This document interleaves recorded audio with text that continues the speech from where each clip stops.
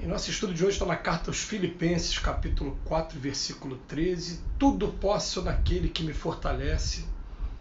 Uma frase bastante conhecida de Paulo. E Emmanuel vem comentar na lição 79, os mais e os discípulos.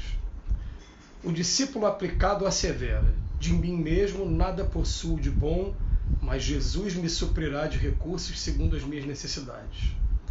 Não disponho de perfeito conhecimento do caminho, mas Jesus me conduzirá. O aprendiz preguiçoso declara, não descreio da bondade de Jesus, mas não tenho forças para o trabalho cristão. Sei que o caminho permanece em Jesus, mas o mundo não me permite segui-lo. O primeiro galga a montanha da decisão, identifica as próprias fraquezas, entretanto confia no divino mestre e delibera viver-lhe as lições. E o segundo estima o descanso no vale fundo da experiência inferior. Reconhece as graças que o mestre lhe conferiu, todavia prefere furtar-se a elas. O primeiro fixou a mente na luz divina e segue adiante. O segundo parou o pensamento nas próprias limitações. O mais é a conjunção que nos processos verbalistas habitualmente nos define a posição íntima perante o Evangelho. Colocada à frente do santo nome, exprime-nos a firmeza e a confiança, a fé e o valor. Contudo, localizada depois dele, situa-nos a indecisão, a ociosidade, a impermeabilidade e a indiferença. 3 letras apenas denunciam-nos o rumo. Assim recomendam meus princípios, mas Jesus pede outra coisa. Assim aconselha Jesus, mas não posso fazê-lo. Através de uma palavra pequena e simples fazemos a profissão de fé ou a confissão de ineficiência.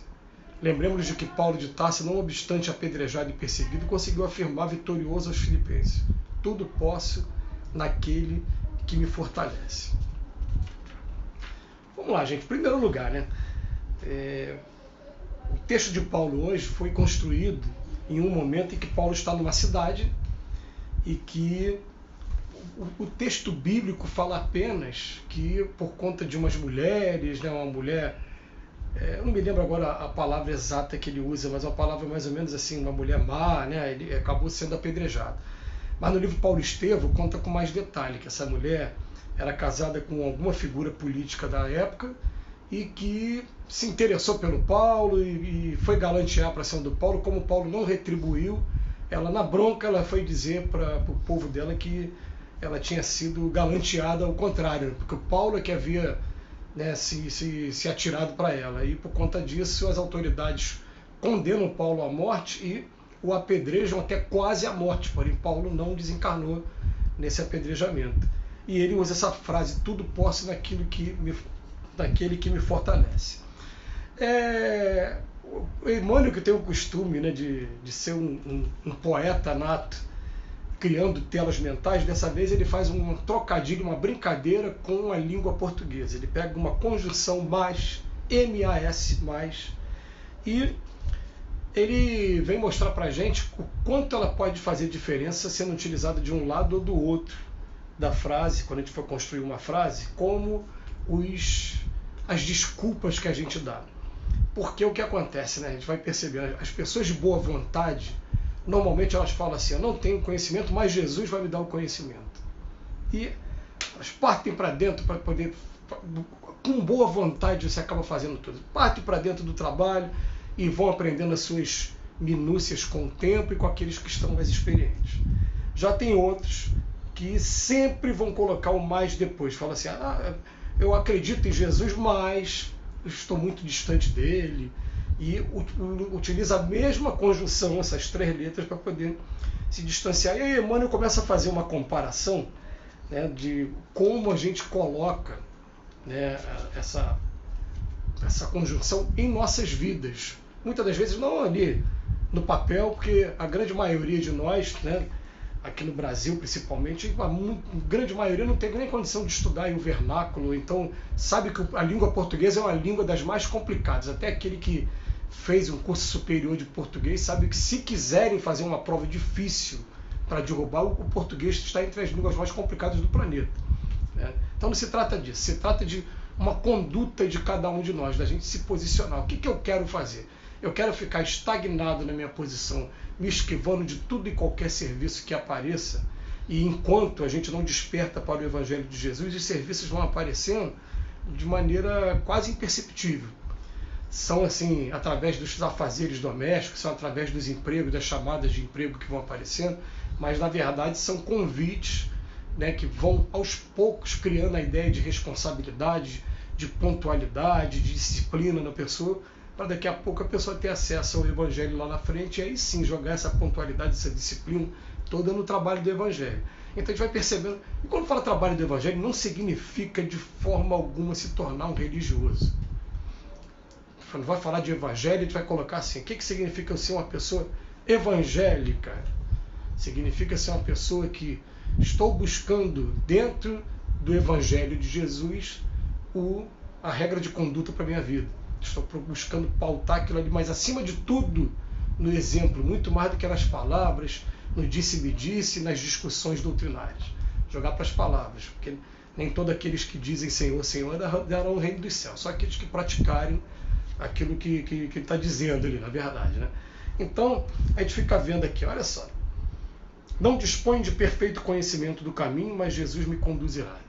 E o outro fala assim, sei que o caminho permanece Jesus, mas o mundo não me permite segui-lo.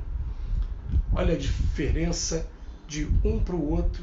E, gente, fatalmente, a gente vai encontrar coisas na nossa vida que a gente utiliza a conjunção de uma maneira e coisas que a gente utiliza da outra.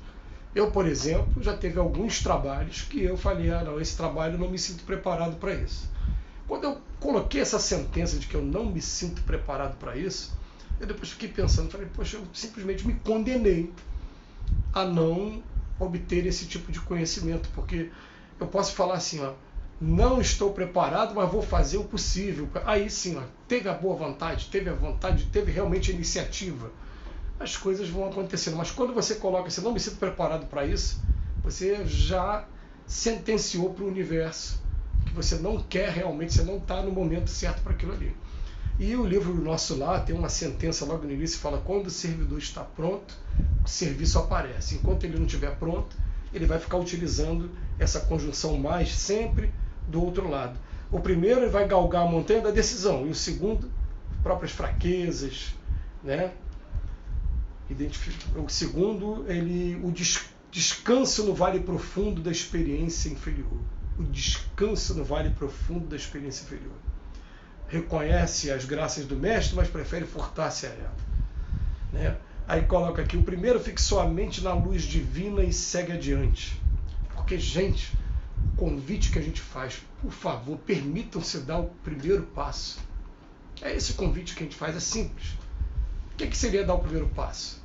Procure a instituição religiosa que está mais dentro da afinidade, do gosto de vocês, mais próxima de vocês, e não se limitem a essa instituição religiosa somente para assistir missa, culto ou a palestra espírita, dentro da nossa realidade aqui de cristãos, a grande maioria de nós. Você vai chegar lá, vai assistir falando, então como é que eu faço para ajudar também? Aí sim, você vai começar a ouvir e colocar na prática aquilo que você está ouvindo. E trazer também para dentro do lar, porque na verdade a gente tem que colocar na prática o tempo todo, na vida em família, na vida profissional e na vida religiosa. Né? Mas ele coloca aqui para a gente, né? Lembremos de que Paulo de Tarso, não obstante apedrejado e perseguido no momento mais complicado de sua vida, que teve muitos momentos complicados, primeiro ter ficado cego 3 anos, depois a desconfiança de ambos os lados, depois a rejeição daqueles que eram judeus e viram que Paulo se tornou um cristão, depois as traições que aconteceram também, a sua prisão, o tempo todo que ele ficou preso em Roma, esse momento que ele foi apedrejado, e ele estava o tempo todo falando, eu posso não estar encontrando o caminho agora, mas eu estou confiando, estou com fé em Jesus, e vai. E a gente tem que ser assim o tempo todo em todas as coisas da nossa vida. A gente tem que fazer por onde, brigar, né, também, né? A gente tem que estar colocando nossas energias em movimento, não ficar aqui, como ele diz aqui, descanso no vale profundo da experiência inferior. Não, já cheguei até aqui Deus nos amparou, então agora vamos continuar seguindo. E a partir de agora continuar buscando, porque na verdade a frase que fica pra gente é assim, ó, tudo posso naquele que me fortalece. A gente só tem que definir agora quem é aquele que a gente vai escolher para nos fortalecer. Se é a preguiça ou se é o nosso mestre incansável Esse que é o símbolo maior do amor. Que Jesus nos abençoe hoje e sempre.